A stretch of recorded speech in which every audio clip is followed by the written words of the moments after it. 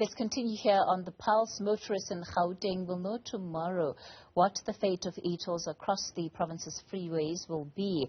This is when Finance Minister Enoch Godongwana delivers his midterm budget speech. The minister is expected to give some indication on eTolls. I'm joined now by Layton Beard of the Automobile Association. Layton, good evening. It feels like we've been going up and down this roller coaster for years now. Always an indication that there's an announcement, but then it always becomes an announcement about an imminent announcement.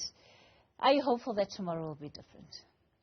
Yeah, I think we certainly are very hopeful, Kathy. Good afternoon. Good to be with you and your viewers. Yes, I mean, we've had, deadlines that have been set. I think the earliest deadline was end of 2019. That came and went. We were then told it would happen sometime in February 2020, then June 2020, August, September, November. So deadlines have come and gone through the years, and I think motorists really in Gauteng are a little exasperated because a lot of them would like some clarity on exactly what the future of eTolls is. We know compliance rates are already very low, but having said that, there is still this issue of exactly what is the situation, the status quo in terms of eTolls. And so I think it's incumbent upon government to give that answer to motorists and to put their minds at rest. So we are very hopeful that there is tomorrow finality that is given by government on this issue. Layton, I'm going to assume that you're going on more than just a whim in as far as this expectation is concerned. Let us in a bit. What are the conversations that you've been having and with whom that makes you so confident? I think we are confident. I think, the Finance Minister, or rather the Minister of Transport, over the course of the many years that there were deadlines, was really having to face up at many press conferences and public appearances about this issue and obviously about the delays.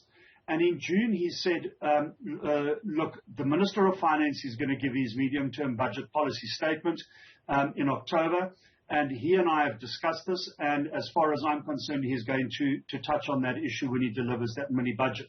So, based on very limited discussions that we've had with some officials, and obviously amongst people in the road safety and road traffic environment, I think we're all very hopeful that this will not actually happen tomorrow. I think we would be bitterly disappointed if there is no direction that is given tomorrow, and if there is no pronouncement on eTolls. I'm certainly hoping that when you and I talk again, Kathy, that is not the case. But what we do have at the moment is the word of the Minister of Transport that this is going to be touched on tomorrow. And for now, that's what we're going to rely on. It'll be interesting to see if that in fact happens, Layton, because we know that, the new Premier in Gauteng, Banyaza Lesufi, had said after his appointment that, he was expecting to make an announcement around eTolls. And it really shows the extent to which it has become not just a political hot potato, but has been part of the politicking of the various individuals. Because for all intents and purposes, if it is going to be cancelled, one would certainly think about the tug of war behind the scenes about who makes the announcement and ultimately may be seen to be walking away with some portion of the glory for that decision.